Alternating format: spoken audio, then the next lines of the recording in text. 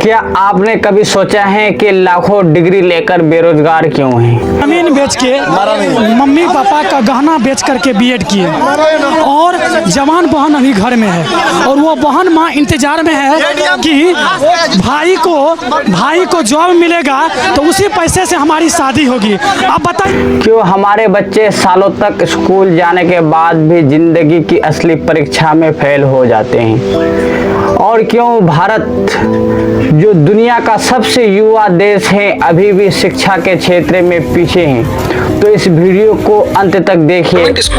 Schooling system एक one nation one education, हमारे यहाँ वन नेशन वन इलेक्शन बोला जा रहा है। तक देखिए क्योंकि आज हम बात करेंगे भारत की शिक्षा प्रणाली की सबसे बड़ी विफलताओं के बारे में और समझेंगे कि इसमें सुधार कैसे हो सकता है। भारत में शिक्षा को सबसे बड़ा हथियार कहा गया है, बट अनफॉर्चुनेटली ये हथियार धीरे धीरे धीमा और सुस्त होता जा रहा है।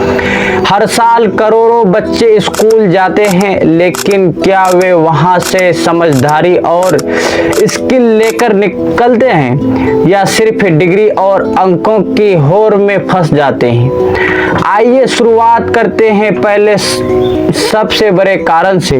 भारत की शिक्षा प्रणाली आज भी रट्टा मारने पर टिकी है। प्रेशर कुकर जैसे सर की बच जाए ना सीटी तब तक मार रट्टा मार, ओ पटक पटक के सर गिरा दे नॉलेज की दीवार, रट्टा मार रट्टा मार। पढ़ना नहीं बस याद करना है, परीक्षा में वही लिख दो और नंबर पालो। लेकिन क्या यही असली शिक्षा है? जहां सोचने की आज़ादी ही नहीं, वहां इनोवेशन कैसे होगा? स्कूल में बच्चे थ्योरी तो पढ़ते हैं, लेकिन उन्हें ये नहीं बताया जाता कि रियल लाइफ में उसका क्या उपयोग है। Communication skill, problem solving, is to become an expert problem solver. Team work, digital skills कुछ भी नहीं सिखाया जाता है। इसका नतीजा डिग्री लेकर भी नौकरियों के लिए संघर्ष करना है। जो गुजरात के भरूच शहर से आई और इन तस्वीरों में आपको जो भीड़ दिख रही है वो भीड़ ना तो रेलवे स्टेशन की भीड़ है, ना किसी बाजार की है, ना किसी एयरपोर्ट की है और ना ही यहाँ किसी धर्मगुरु का कोई सत्संग चल रहा है। ये भीड़ उन हजारों युवाओं की है जिन्हें किसी भी तरह से एक नौकरी चाहिए और ये नौकरी भी सरकारी नहीं है बल्कि प्राइवेट नौकरी है। ये भीड़ गुजरात की एक प्राइवेट कंपनी में नौकरी पाने के लिए इकट्ठा हुई थी। कर भी नौकरियों के लिए संघर्ष करना है। सिलेबस इतना आउटडेटेड है कि उसमें 2025 की टेक्नोलॉजी या बिजनेस की बात ही नहीं होती। Coding, digital marketing, financial literacy सब गायब हैं। और जब बच्चा तैयार ही नहीं है तो नौकरी कैसे मिलेगी?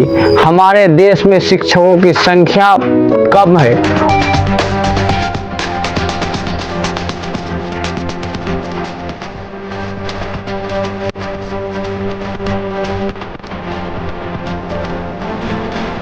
और जो है उनमें से कई अपडेटेड नहीं है। ग्रामीण इलाकों में तो हालत और भी बहुत खराब है। स्कूल है लेकिन टीचर नहीं, और जिन स्कूलों में टीचर है यहाँ ट्रेनिंग और टेक्नोलॉजी का बहुत बड़ा अभाव है। हमारी परीक्षा प्रणाली बच्चों की रचनात्मक और सोच को खत्म कर देती है। सिर्फ अंकों की दौड़ में लगे बच्चे खुद से सवाल करना भूल जाते हैं और यही कारण है कि भारत में रिसर्च और इनोवेशन इतना कमजोर है। हर साल लाखों युवा डिग्री लेकर तो निकलते हैं, लेकिन 60 से 70% को नौकरी ही नहीं मिलती। क्योंकि जो सीखा है वो नौकरी में काम का नहीं। और यही कारण है कि India graduates more but employ cashless का मुहावरा दिया जाता है। शिक्षा अब अधिकार नहीं बिजनेस बन गया है। अच्छी शिक्षा महंगे प्राइवेट स्कूलों तक सीमित है। सरकारी स्कूलों की हालत बहुत खराब है। टॉयलेट नहीं, पीने का पानी नहीं, इंटरनेट तो दूर की बात। तो गरीब कहाँ जाएगा? अंग्रेजी माध्यम से पढ़ाई के चक्कर में बच्चा समझ ही नहीं पाता। उसकी सोचने की शक्ति भाषा की बाधा में फंस जाती है। शिक्षा भाषा में नहीं समझ में होनी चाहिए। भारत की यूनिवर्सिटीज में रिसर्च को गंभीरता से नहीं लिया जाता है। ना कोडिंग ना माहौल है। इसलिए हम टेक्नोलॉजी में सिर्फ कंज्यूमर बने हुए हैं, मैन्युफैक्चरर नहीं। अब सवाल ये है, क्या इससे बाहर निकला जा सकता है? दो प्रैक्टिकल और स्किल बेस्ड एजुकेशन प्रोवाइड किया जानी चाहिए। सिलेबस को समय के साथ बदलना चाहिए। रिसर्च की जानी चाहिए। टीचर्स की ट्रेनिंग की प्रोवाइड दी जानी चाहिए। सरकारी स्कूलों में निवेश, रिसर्च और इनोवेशन को बढ़ावा दिया जाना चाहिए।